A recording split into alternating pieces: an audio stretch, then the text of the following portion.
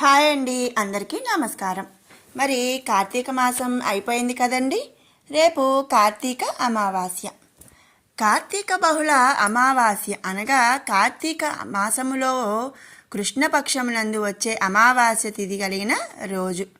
మరి ఈ కార్తీక అమావాస్య రోజున ఏమి చేయాలి అనే విషయాన్ని మనం ఈ వీడియోలో తెలుసుకుందాము. కార్తీక బహుళ అమావాస్యతో ఈ కార్తీక మాసం అనేది ముగిసిపోతుంది కనుక ఈ రోజున దైవారాధనలో మరింతసేపు గడపడానికి ప్రయత్నించాలి. అలాగే ఈ రోజు ఉపవాస దీక్షను చేపట్టడం వలన మాసమంతా కూడా ఉపవాసాన్ని ఆచరించిన ఫలితం అనేది కలుగుతుంది అని మన శాస్త్రాలు చెబుతున్నాయి. అంటే ప్రతిరోజు కానీ నెల మొత్తంలో ఏ రోజు కూడా ఉపవాసం ఉండకపోయినా ఈ కార్తీక అమావాస్య రోజు ఉపవాసం ఉంటే నెల మొత్తం కూడా ఉన్న ఫలితం అనేది కలుగుతుంది. ఈ రోజున తెల్లవారుజామునే కార్తీక స్నానం చేసి ఇంట్లో తులసి కోట వద్ద దీపం వెలిగించాలి. తరువాత శివాలయానికి కానీ విష్ణువాలయానికి కానీ వెళ్ళి ఆవునేతితో 2 దీపాలను ఆలయం వద్ద వెలిగించి స్వామి దర్శనం చేసుకోవాలి. అమావాస్య రోజున సాయంత్ర సమయంలో ఆవునేతి దీపాలు వెలిగించి లక్ష్మీదేవిని ఆరాధించినట్లయితే లక్ష్మీ కటాక్షం తప్పక కలుగుతుందని మన శాస్త్రాలు చెబుతున్నాయి. ఇక 2024 సంవత్సరంలో కార్తీక అమావాస్య డిసెంబర్ 1వ తేదీన వచ్చింది.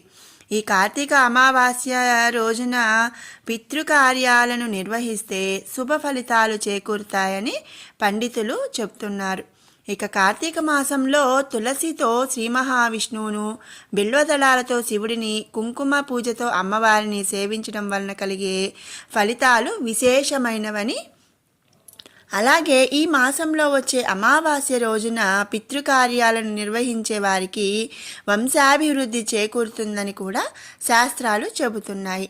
కార్తీక బహుళ అమావాస్య రోజున పితృకార్యాలను నిర్వహించడం వలన వాళ్ళు సంతోషించి సంతృప్తిని చెందుతారని పండితులు అంటున్నారు.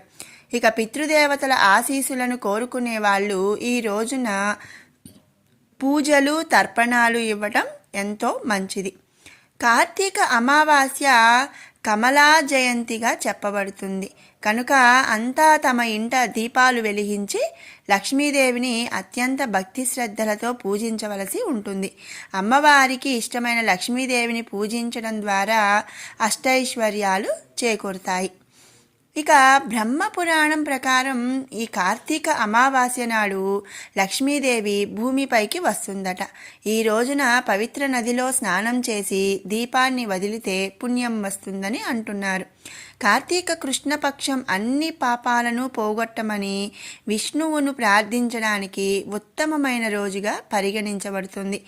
ఇక లక్ష్మీదేవిని మరియు విష్ణువును ప్రార్థించటం మరియు కార్తీక అమావాస్య వ్రతాన్ని ఆచరించడం వల్ల స్థానికుల అన్ని కోరికలు కూడా నెరవేరుతాయి.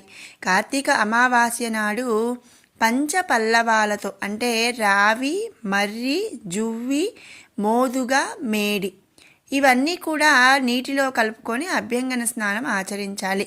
దీనిని పంచత్వక్ ఉదక స్నానం అని అంటారు. స్వాతిస్థితే రవావిందుః యది స్వాతి గతో భవేత్ పంచత్వగుదకస్నాయి కృతాభ్యంగ విధిరః నీరాజితో మహాలక్ష్మీం అర్చయన్ శ్రియమస్నుతే.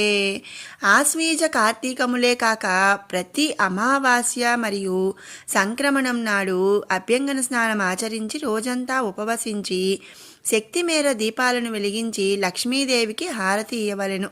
ప్రదోష సమయంలో స్నానం ఆచరించి దేవాలయాల్లో, ఇంటిలో, దేవతా వృక్షాల వద్ద, కూడళ్లలో దీపాలు వెలిగించి బ్రాహ్మణులను, పెద్దలను పూజించి భోజనం చేయాలి.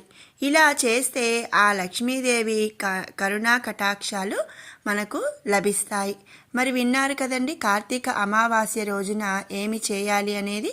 మీకు ఈ వీడియో నచ్చినట్టయితే లైక్ చేయండి, షేర్ చేయండి. అలాగే మరిన్ని అప్డేట్స్ కోసం మన ఛానల్ని సబ్స్క్రైబ్ చేసుకోండి. Thanks for watching.